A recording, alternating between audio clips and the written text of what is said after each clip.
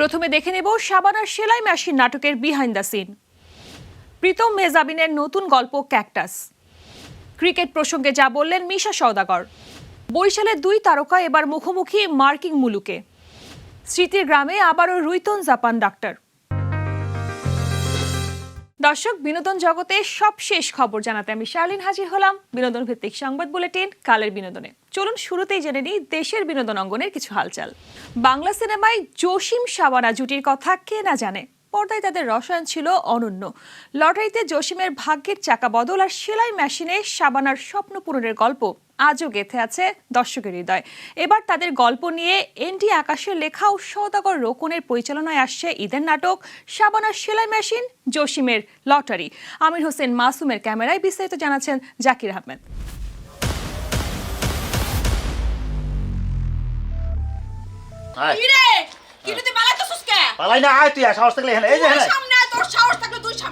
নাটকের নামটা হচ্ছে শাবানার সেলাই মেশিন আর জসিমের লটারি।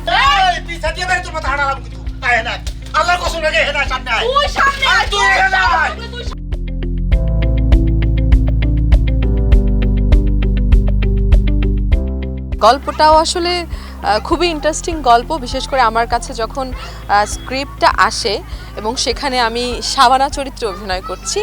অ্যাকশন লিজাপা।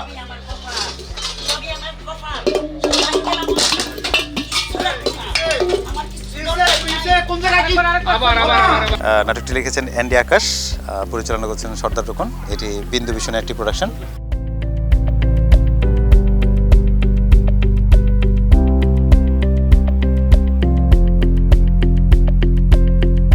গল্পটা এত ইন্টারেস্টিং এবং নামটা সবচেয়ে বেশি ইন্টারেস্টিং বলেই আমার কাছে মনে হয়েছে যে আল্লাহ, এত সুন্দর একটা গল্পে আমি কাজ করব।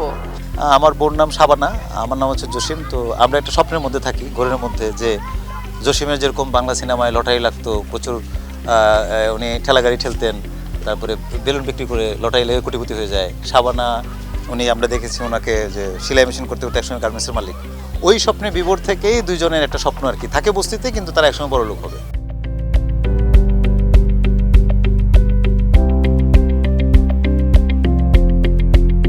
এইরকম একটা গল্প, ছোট্ট একটা অংশ নিয়ে আমরা নাটকটা করছি, ভালো লাগতেছে। মানে বারবারই এটা নিয়ে কথা হচ্ছে। আমরা একটা সময় আবার ঢুকে, আমরা ডিরেক্টর মানে আর্টিস্টরা সবাই মিলে আবার ওই পুরোনো ইউটিউবে ঢুকে জসিম ভাইয়ের ডায়লগ দেখছিলাম।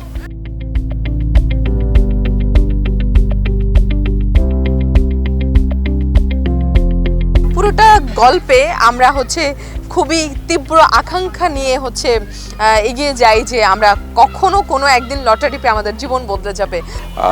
জামিল খুবই ভালো অভিনয় করছে, মিহিও খুবই এফোর্ট দিচ্ছে এবং আশা করি খুব মজা হবে। তারা দুর্দান্ত অভিনয় করছে। নাটকটা লেখা হচ্ছে এনডি আকাশ, আর পরিচালনায় আমি, আর এটা ঈদে বিন্দু ভিশন ইউটিউব চ্যানেল, বিন্দু ভিশন এন্টারটেনমেন্ট, সেখানে প্রচার হবে। কিছুদিন পরপরই তার সুর ও গানে নেচে ওঠে পুরো দেশ। কখনো প্রেমে, কখনো উৎসবে তার গাওয়া আর সুর করা গান মানেই আনন্দঘন মুহূর্ত। মাঝে মাঝে অভিনয় করেও দর্শককে তাক লাগিয়ে দেন প্রীতম হাসান। এবার আসছে শিল্পীর নতুন চমক ক্যাকটাস। বিস্তারিত জানাচ্ছেন মিষ্টি খাতুন। সঙ্গীত জগতে জনপ্রিয় মুখ প্রীতম হাসান শুধু কণ্ঠেই নয়, অভিনয়েও মুগ্ধ করেছেন দর্শককে। এবার নতুন চমক নিয়ে হাজির হলেন এই শিল্পী। চরকি অরিজিনাল সিরিজ ক্যাকটাসে শুরু করেছেন অভিনয়, আর তার সঙ্গে থাকছেন অভিনেত্রী মেহজাবিন চৌধুরী। ক্যাকটাসে প্রীতম হাসান আর রোমান্টিক সেই ছেলেটি নন, তাকে দেখা যাবে দক্ষ, তীক্ষ্ণ, একই সঙ্গে পথভ্রষ্ট এক চরিত্রে। নিজের চরিত্র আর মেহজাবিনের সাথে অভিনয়ের বিষয়ে এই শিল্পী বলেন, কানিং, স্মার্ট, ফাস্ট এবং একটু lost at the same time. খুব একটা বেশি পরিবর্তন আমরা করছি না, আমি যেরকম আছি সেরকমই থাকবো মোস্ট লাইকলি। অ্যান্ড সামনে হয়তো আমরা একটা চেঞ্জ আনতে যাব, এটা এখনও বলছি না। মেহজাবিনের সাথে কাজ করার এক্সপিরিয়েন্স ইটস ওয়ান্ডারফুল। সোফার আমরা অনেকগুলো রিহার্সাল করেছি। She is a wonderful human being. আমার মনে হয় আমি খুবই লাকি যে আসলে ওনার মতো একজন অভিনেত্রী আমি পেয়েছি। অন্যদিকে মেহজাবিন চৌধুরী কাজ বেছে নেন বুঝে শুনে। গল্পে চ্যালেঞ্জ না থাকলে যুক্ত হন না কাজে। তাহলে প্রশ্ন আসে, কি এমন রয়েছে ক্যাকটাসে? আমি সবসময় এমন ডিরেক্টরদের সাথে কিংবা এমন প্রজেক্টের সাথে জড়িত থাকতে চাই যেখানে আমি আসলে চ্যালেঞ্জড ফিল করব এবং নতুন করে আমার আন্ডারস্ট্যান্ডিং অ্যাজ অ্যান আর্টিস্ট কতটুকু একটা চরিত্রর প্রতি, সেটা আমি আসলে নতুন করে ডিসকভার করব, যেটা আসলে আমি এখন পর্যন্ত এই গল্পের ক্ষেত্রে যতদিন আমরা এটা নিয়ে চর্চা করছি, রিহার্সাল করছি, প্রতিদিন আসলে উনি এমন এমন কিছু বলে আমি আবার ভাবতে বাধ্য হই। So I think this is very important personal গ্রোথের জন্য as an actor. So I am excited and hoping ভালো কিছু হবে, একটু নতুন করে আমাকে অ্যাজ অ্যান অ্যাক্টর ডিসকভার করবে লোকজন। শুধু অভিনয় শিল্পীরাই নন, নতুন এই সিরিজের গল্প, চরিত্র আর বাজেট নিয়ে কথা বলেছেন খোদ পরিচালক। এইটা নিয়ে আমাদের সবারই ভিশন আছে। আমাদের এই গল্পটা যখন চরকি ক্রিয়েটিভ টিমের সাথে আমরা বিল্ড আপ করি, তখন থেকে একটা ভিশন ছিল যে একটা গ্লোবাল স্ট্যান্ডার্ড কিছু একটা স্পাই ইউনিভার্স ক্রিয়েট করা আমাদের। কিন্তু ম্যাসিভ স্কেলে কাজ করার যেটা আমাদের যে লিমিটেশন আছে আমাদের ওটিটি ইন্ডাস্ট্রির, আমাদের পুরো ইন্ডাস্ট্রি, সেই জায়গা থেকে একটা সীমাবদ্ধতা তো আছেই। কিন্তু তবুও যতখানি স্ট্রেচ করা সম্ভব আমরা কিন্তু ততখানি স্ট্রেচ করেছি in terms of production design, casting, story and budget, সব দিক থেকে যতখানি এই সময়ের বাস্তবতা যতখানি স্ট্রেচ করা সম্ভব, অ্যাকচুয়ালি আমি সবচেয়ে হাইয়েস্ট স্ট্রেচ করেছি আমরা এই সময়ের বাস্তবতায়। ইতোমধ্যেই ক্যাকটাসে অভিনয়ের জন্য চরকির সঙ্গে চুক্তিবদ্ধ হয়েছেন মেহজাবিন প্রীতম জুটি। সব মিলিয়ে ক্যাকটাস কি হতে যাচ্ছে চরকির পরবর্তী বড় চমক? উত্তরের অপেক্ষায় দর্শক। মিষ্টি খাতুন, কালের কণ্ঠ। ঢাকাই সিনেমার জনপ্রিয় খল অভিনেতা মিশা সওদাগর এখন শুধু পর্দাতেই নয়, আলোচনায় আছেন ব্র্যান্ড প্রমোশনেও। সম্প্রতি রাজধানীর উত্তরায় একটি লাইফস্টাইল ব্র্যান্ডের উদ্বোধনে অংশ নিয়ে ক্রিকেট প্রসঙ্গে কথা বলেন মিশা। জাতীয় দলে সাকিব আল হাসানকে ফেরানোর সিদ্ধান্তকে স্বাগত জানিয়ে তিনি স্পষ্ট মন্তব্য করেন, রাজনীতি ও খেলাধুলা এক করা উচিত নয়। তার ভাষায়, যাদের মেধা আছে তারাই দলে সুযোগ পাবে, ক্রিকেট আর রাজনীতি এক করা যায় না। 3 দশকেরও বেশি সময় ধরে অভিনয়ের মাধ্যমে দর্শককে মুগ্ধ করে আসছেন অভিনেত্রী তানিয়া আহমেদ। অন্যদিকে চলচ্চিত্রে আলোচিত মুখ জায়েদ খান।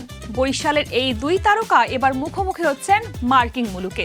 জায়েদ খানের উপস্থাপনায় celebrity talk show Friday night with Zayed খানের 2য় সিজনের প্রথম পর্বে অতিথি তানিয়া আহমেদ। প্রাণবন্ত আড্ডায় উঠে এসেছে তানিয়ার 3 দশকের অভিনয় জীবন, ব্যক্তিগত অভিজ্ঞতা আর অজানা গল্প। অনুষ্ঠানটি আগামী 30 জানুয়ারি যুক্তরাষ্ট্র থেকে সরাসরি সম্প্রচার হবে ঠিকানা ডিজিটালের ফেসবুক ও ইউটিউব চ্যানেলে। মনে আছে রুইতন ও জাপান ডাক্তারের কথা?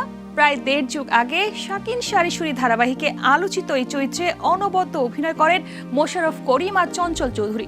শাকিন শারিশুরির স্মৃতি বিজড়িত সেই গ্রামেই আবার দেখা হলো তাদের। বিশ্বাস বনাম সর্দার নাটকের শুটিংয়ে গিয়ে চঞ্চল চৌধুরীর চোখে পড়েন মেঠো পথে হাঁটতে থাকা মোশাররফ করিম। শুরু হয় পুরনো দিনের আড্ডা। সোশ্যাল মিডিয়ায় সেই মুহূর্তের ছবি শেয়ার করেছেন চঞ্চল, সাথে জুড়ে দিয়েছেন আবেগঘন ক্যাপশন। দর্শক, কালের বিনোদনে এখন নিচ্ছি ছোট্ট একটা বিরতি। ফিরে এসে থাকছে, এবার আসছে অ্যানিমেল পার্ক। অমিতাভ বচ্চন থেকে অ্যাংরি ইয়াং ম্যান হয়ে ওঠার গল্প, ঋত্বিক রোশনের ফিটনেসের আসল রহস্য, দাম চড়েছে বিটিএস কনসার্টের টিকেটের। একমাত্র স্মার্ট সিটি বসুন্ধরা, আধুনিকতায় এক ধাপ এগিয়ে। দর্শক, বিরতির পর আবারও স্বাগত। কালের বিনোদনের এবারের সেগমেন্টে আমরা জানবো দেশের বাইরের বিনোদন জগতের খবরাখবর। রণবীর কাপুরের ব্লকবাস্টার সিনেমা অ্যানিমেল, যা মুক্তির পর ব্যাপক সাড়া ফেলে দর্শক মহলে। শুধু তাই নয়, সিনেমার পরবর্তী সিকুয়েল নিয়েও ভক্তদের আগ্রহ তুঙ্গে। অবশেষে দীর্ঘদিনের সেই আকাঙ্ক্ষার অবসান ঘটিয়ে সিনেমার সিকুয়েল অ্যানিমেল পার্ক নিয়ে নতুন তথ্য দিলেন অভিনেতা নিজেই। বিস্তারিত মিষ্টি খাতুনের টেক্সট রিপোর্টে। ठीक से कर रही हूँ। Been sleeping with Zoya since the last few weeks. Ranbir কাপুরের হিট সিনেমা অ্যানিমেল মুক্তির পর থেকেই দর্শকের মাঝে তৈরি হয় উন্মাদনা। সিনেমার গল্প, রণবীরের ভিন্নধর্মী উপস্থিতি, নানা সমালোচনা ছাপিয়ে সহজেই জিতে নেয় ভক্তদের মন। সিনেমার শেষ দিকে লেখা ওঠে অ্যানিমেল পার্ক। সেই থেকে শুরু জল্পনা, কবে আসছে নতুন সিকুয়েল। অবশেষে সেই প্রশ্নের উত্তর দিলেন রণবীর কাপুর নিজেই। সম্প্রতি এক মিডিয়া সাক্ষাৎকারে নিশ্চিত করেছেন অ্যানিমেল পার্ক কোনো গুজব নয়। অ্যানিমেলের শুটিং চলাকালীনই পরিচালক সন্দীপ রেড্ডি ভাঙার মাথায় আসে সিকুয়েলের ভাবনা। তবে সিকুয়েল নিশ্চিত হলেও এই মুহূর্তে শুটিং শুরু হচ্ছে না। পরিচালক এখন ব্যস্ত আরেকটি বড় বাজেটের প্রজেক্ট নিয়ে। কাজ শেষ হলেই শুরু হবে অ্যানিমেল পার্কের প্রি প্রোডাকশন। সব মিলিয়ে ধারণা করা হচ্ছে সিনেমাটি বড় পর্দায় আসতে সময় লাগবে আরও কিছুদিন। এদিকে শোনা যাচ্ছে অ্যানিমেল পার্কে রণবীর কাপুরকে দেখা যেতে পারে দ্বৈত চরিত্রে, একদিকে নায়ক, অন্যদিকে এক ভয়ঙ্কর খলনায়ক। যদি এই গুঞ্জন সত্যি হয় তাহলে বলিউড পেতে যাচ্ছে রণবীর কাপুরের ক্যারিয়ারের সবচেয়ে ডার্ক ও জটিল পারফরম্যান্স। মিষ্টি খাতুন, কালের কণ্ঠ। বলিউডের অ্যাংরি ইয়াংম্যান বলতেই আমাদের চোখে ভেসে ওঠে অমিতাভ বচ্চনের দীর্ঘ অবয়ব, ভারী কণ্ঠ আর তীক্ষ্ণ দৃষ্টির ছবি। কিন্তু প্রশ্ন হলো, শুধু ব্যক্তিত্ব আর সংলাপ বলার ধরনেই কি তিনি এই পরিচয়ে পরিচিত, নাকি এর পেছনে ছিল আরও গভীর কোনো কারণ? চলুন জেনে আসি প্রতিবেদনে।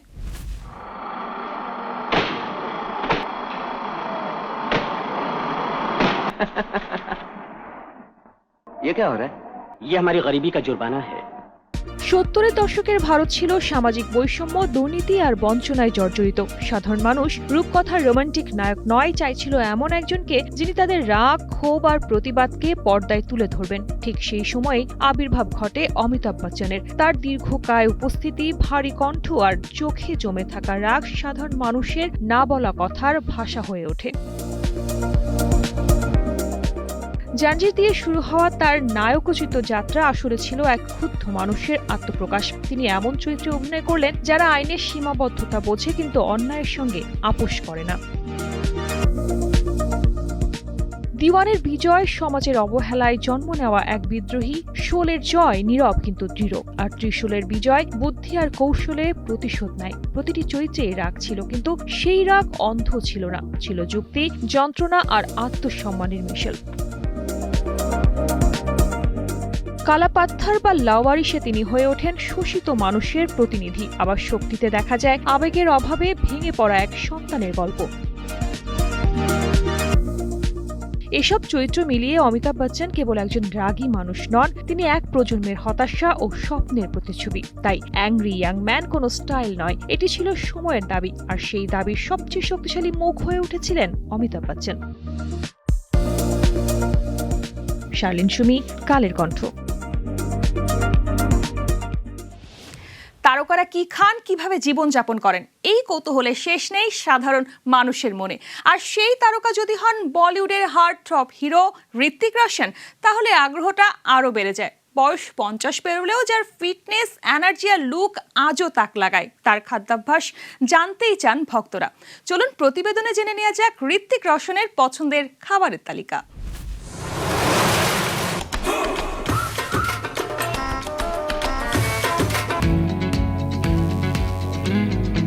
ঋত্বিক রোশন বরাবরই পরিষ্কার, সুষম আর পুষ্টিকর খাবারে বিশ্বাসী। নিজের ইনস্টাগ্রামে নিয়মিত ওয়ার্কআউট, সাঁতার আর নিয়ন্ত্রিত খাদ্যাভ্যাসের ঝলক শেয়ার করে তিনি বুঝিয়ে দেন ফিটনেস তার জীবনের অগ্রাধিকার। এই খাদ্যাভ্যাসের নেপথ্যে রয়েছেন তার ব্যক্তিগত রাঁধুনি শুভম বিশ্বকর্মা, যিনি স্বাদের চেয়ে বেশি গুরুত্ব দেন খাবারের পুষ্টিগুণ ও পারফরমেন্সে। শুভমের হাতের রান্নায় ঋত্বিকের খাবার সাধারণ হলেও পরিকল্পিত। লিন প্রোটিন, মৌসুমী সবজি, জটিল কার্বোহাইড্রেট আর স্বাস্থ্যকর চর্বির সমন্বয়ই তার প্রতিদিনের খাদ্য। ঋত্বিক ঘরে তৈরি খাবারই বেশি পছন্দ করেন, যেখানে অপ্রয়োজনীয় তেল মশলা থাকে না। তার প্রিয় খাবারের তালিকায় রয়েছে তান্দুরি চিকেন, মুগ ডাল, ছোলার ডাল, গ্রিল স্যামন, পনির ভুর্জি, ভেন্ডি ভাজি, পোস্ত চিকেন, পোস্ত পমফ্রেট, মাটন কারি ও রাজমেরি রোস্ট চিকেন। এই খাবারগুলো হজমে সহায়ক, শক্তি যোগায় এবং শরীর দ্রুত রিকভারি পেতে সাহায্য করে। পরিকল্পিত খাদ্যাভ্যাসই ঋত্বিক রোশনকে বছরের পর বছর ফিট, এনার্জেটিক রাখার মূল চাবিকাঠি। রাঁধুনি শুভম বিশ্বকর্মার মতে তার শৃঙ্খলা, বিনয় এবং বিকাশের প্রতি প্রতিশ্রুতি সত্যি অনুপ্রেরণাদায়ক। এমন একজন মানুষ নিয়ে কাজ করলে প্রতিদিন নিজেকে আরো উন্নত করার প্রেরণা মিলে। শার্লিন সুমি, কালের কণ্ঠ। 4 বছর পর বিটিএস ফিরছে বিশ্বমঞ্চে, আর ফিরতেই কনসার্টের টিকিট নিয়ে শুরু হয়ে গেছে হইচই। আরিরাং ওয়ার্ল্ড ট্যুরের ঘোষণা শোনা মাত্রই ভক্তদের ঢল নেমেছে অনলাইনে, আর মুহূর্তেই উধাও হয়ে গেছে টিকিট। দক্ষিণ কোরিয়ার গিয়ংগি প্রদেশের গোয়াংয়ে 9 এপ্রিল শুরু হচ্ছে ট্যুর। 3টি শোর সব টিকিট চোখের পলকে শেষ। কেউ টিকিট পেয়েছেন, কেউ আবার হাজার মানুষের দীর্ঘ লাইনে আটকে পড়েছেন হতাশায়। চাহিদা যত তুঙ্গে, দামও তত চড়া। গোয়াংয়ের কনসার্টের সর্বোচ্চ দামের টিকিট 2,64,000 উন, যা 2022 সালের তুলনায় প্রায় 20% বেশি। শুধু বিটিএস নয়, ইনলিট ও ইনহাইপেন সহ একাধিক কে পপ গ্রুপের মিট অ্যান্ড গ্রিট ও সাউন্ড চেক প্যাকেজের দামও 2 লাখ উন ছাড়িয়েছে। দর্শকদের অভিযোগ থাকলেও সংশ্লিষ্টদের ভাষ্য, আজকের কনসার্ট মানে শুধু গান নয়, বিশাল স্ক্রিন, ইমার্সিভ সাউন্ড আর জাঁকজমকপূর্ণ স্টেজ, সব মিলিয়েই বাড়ছে খরচ, আর তার প্রভাব পড়ছে টিকিটের দামে।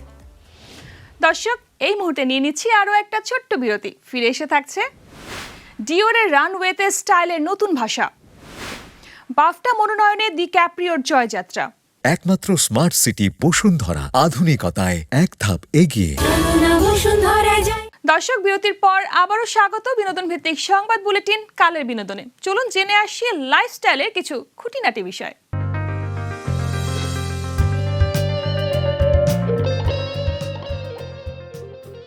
ফ্যাশনের রাজধানী প্যারিসে ঐতিহ্য আর আধুনিকতার এক অনন্য মেলবন্ধন ঘটিয়েছেন ক্রিশ্চিয়ান ডিওরের নতুন প্রধান ডিজাইনার জনাথন অ্যান্ডারসন। তার প্রথম হাউট কতুর শো কিভাবে মুগ্ধ করেছে বিশ্ব ফ্যাশন দুনিয়াকে, তারই বিস্তারিত জানাচ্ছেন সাজিয়া ইসলাম। ঐতিহ্যকে সম্মান জানিয়ে সাহসী নতুনত্ব, এই দুয়ের নিখুঁত মেলবন্ধনই আজকের ফ্যাশনের মূল শক্তি।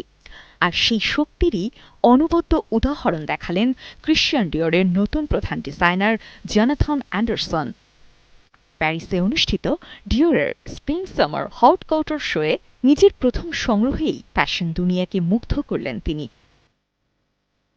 ডিওরের ঐতিহ্যবাহী বালুঘড়ি গড়নের আধুনিক রূপ, হাতে তৈরি নিখুঁত কাজ আর আরামদায়ক নকশা, সব মিলিয়েছিল হালকা কিন্তু বিলাসী ছোঁয়া। কর্সেট ছাড়াই হট কতুর, এমন ধারণাকেই বাস্তবে রূপ দিয়েছেন অ্যান্ডারসন।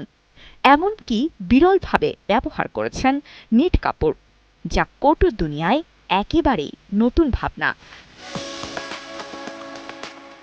এই সংগ্রহের সবচেয়ে আবেগী দিক ছিল কিংবদন্তি ডিজাইনার জন গ্যালিনোর প্রতি শ্রদ্ধা। গ্যালিনো ডিওরে যুক্ত হওয়ার পর অ্যান্ডারসনকে উপহার দিয়েছিলেন একটি ফুলের তোড়া। সেই ফুলের রূপ নিয়েছে কানের দুল, ব্যাকড্রপ আর গোটা শোর মূল মোটিফে। ভারী সিল্ক স্কার্টের সঙ্গে সাধারণ ট্যাঙ্ক টপ, হট কৌটোর মানেই যে শুধু ভারী পোশাক নয়, সেটাও দেখিয়েছেন অ্যান্ডারসন।